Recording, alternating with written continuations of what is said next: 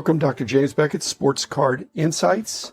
Thanks sponsors, Topps, Panini, Upper Deck, Heritage Auctions, Hugs and Scott Auctions, Mike Stadium Sports Cards, Burbank Sports Cards, ComC.com, and Beckett Media, Beckett Grading, Beckett Authentication. Yesterday, Easter Sunday, is also known as Resurrection Sunday, and by golly, John Keating has resurrected that 70s card show he put to bed, and lo and behold, he's back with cards I should have by now. I just listened to the first episode, always an entertaining listen. I recommend it. But it got me thinking, and he started out with the 54 Ted Williams card number 1 of cards that he should have had by now. He doesn't, and he's going to remedy that pretty quick. And I just thought, I've probably got a list of cards that I should have by now and that I maybe had an opportunity to get and I didn't get, or I never got for whatever reason, never had it.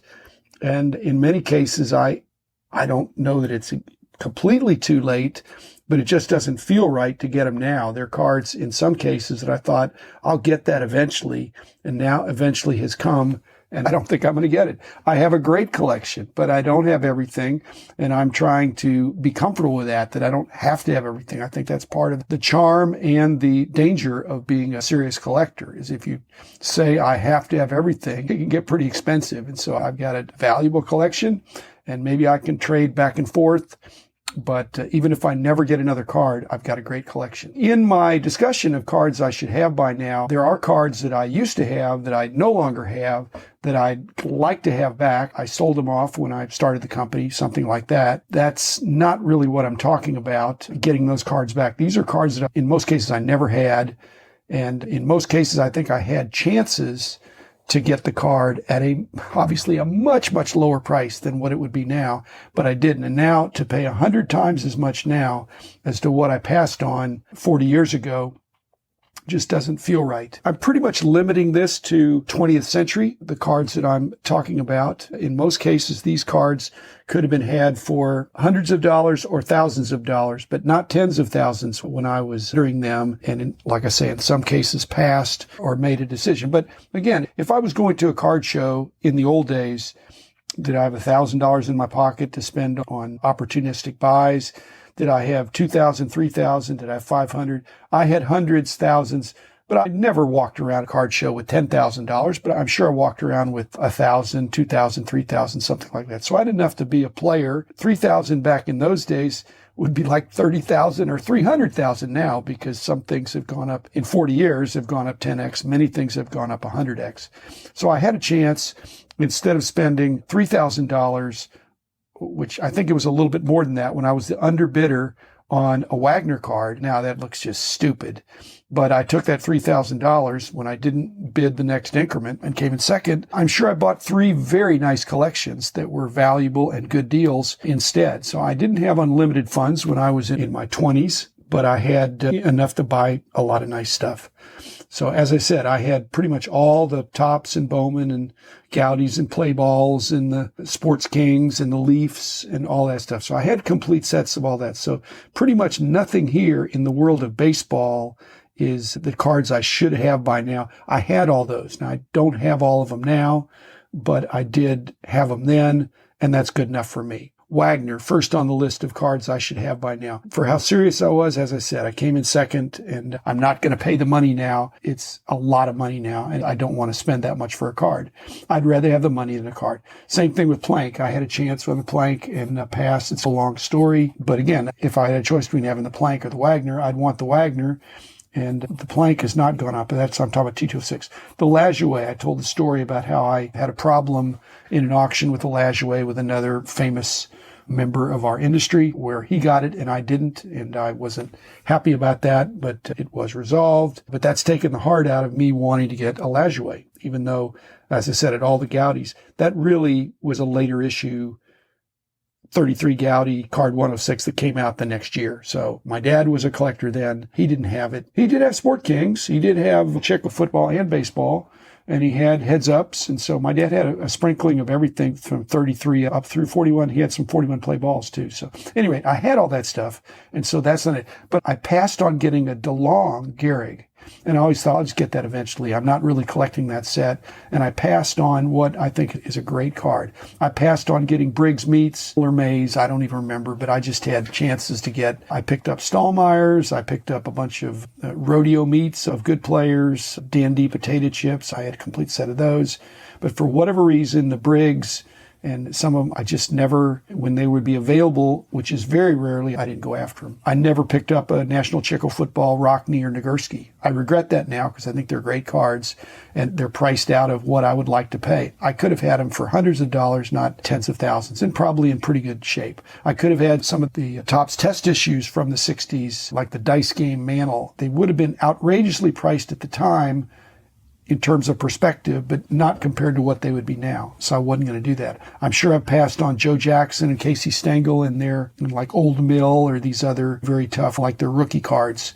I regret that. I generally passed on superstars of Cracker Jacks, even in pretty good shape from the 1915 issue. Again, I regret it, but I made that decision. But my biggest regrets, even though this is sports card insights, not necessarily baseball card insights, my biggest regrets are in non-baseball sets. I'm not ashamed to say, because like I said, I have a great collection, and instead of certain things, I have other things, but I always thought I could always get a Gretzky rookie, 79-80 hockey, OPC or Topps. And I actually don't have them because I just thought I could always get that, because all the OPC sets I had before and after, and I just thought, oh, one of these days I'll pick that up. But they're pricey. Gretzky's great. I really thought he was an all-time great, a GOAT. Similarly, not a GOAT, but I never picked up a 65 Topps Joe Namath. You know, the tall boy, Joe Namath, his rookie card. I didn't even know what I was thinking. It was always a little bit higher priced. It was a short print. And I thought, I don't need to have that. I didn't like oversized cards. I thought, I'll get that eventually. Eventually has never happened. So I don't have that card. Now, don't send it to me if anybody is thinking that way. I don't want free cards, and I don't want to buy it at the prevailing price. So I'm okay. In fact, I'm an example for other collectors that it's okay not to have everything, even though I could have more stuff, but it's okay not to have everything. It's okay to have a great collection that is not absolutely complete with everything your heart desires. Again, sheepishly, I don't have a 57 Topps Bill Russell, 57, 58. Same thing. I passed on it. I just thought, it's not a hard card. They're out there, but now they're out there at a very high price. Here's a technical answer. The 80-81 Topps Bird Magic Irving. Technically, I had a dozen at least of those, but actually I had zero, because when they came out, that was in the days of First Base, where I was one of the partners in that store. And Brian Gray famously came in periodically and would always pick those up. I could have set aside one for myself and said, hey guys, with the other two partners, I could have said, I'd like to have that for my collection. But they were so common. You could buy boxes. They were hard to sort. But you knew that was a good card, but it wasn't such a great card that you said, hey, this thing is going to go to the stratosphere, or buy it now before it goes crazy. I never thought that. And so now I'm sitting here, and if somebody asks to see my 80-81 Topps Bird Magic Irving, can I see it, or what grade is it in? I've got to say, I don't have it. And like I said, it's not that I never had it. I never had it personally. I had it corporately, and then they're gone.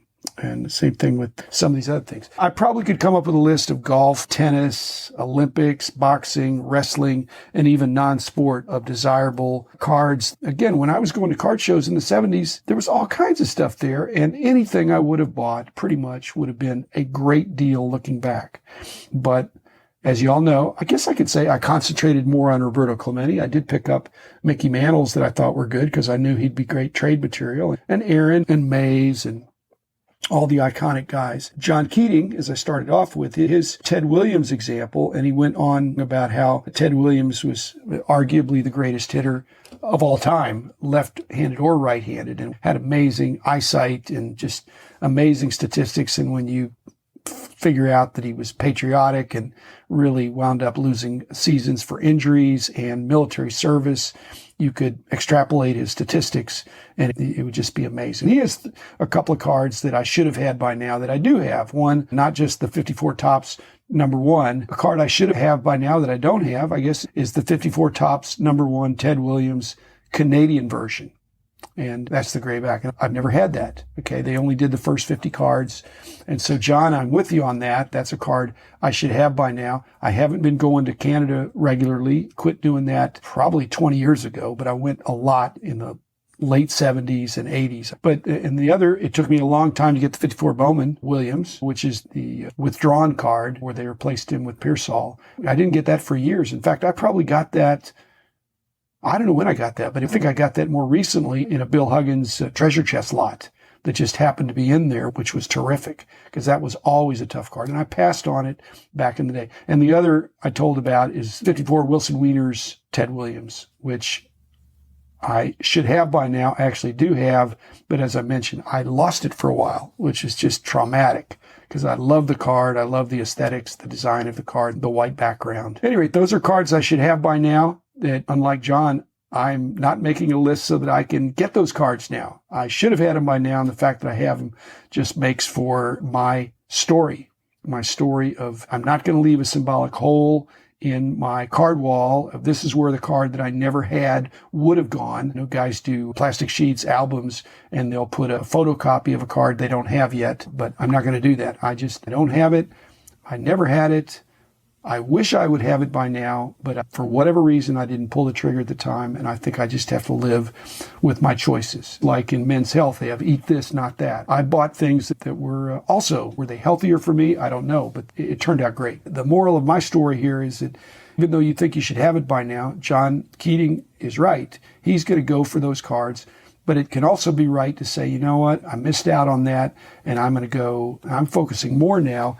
In fact, I really am focusing more now on 21st century cards. I have plenty of 19th century and 20th century cards. You're not seeing a lot of that in the dollar boxes. I'm not looking for huge cards. I'm looking for good cards that I can enjoy. At any rate, that's it for Easter Monday. And thanks, John Keating, for motivating this, and good luck in your new podcast. Look forward to perhaps contributing in that. You always make it interesting. So thanks, everybody. Hope you had a great weekend, and I will be back again in a couple days with another episode. The man in the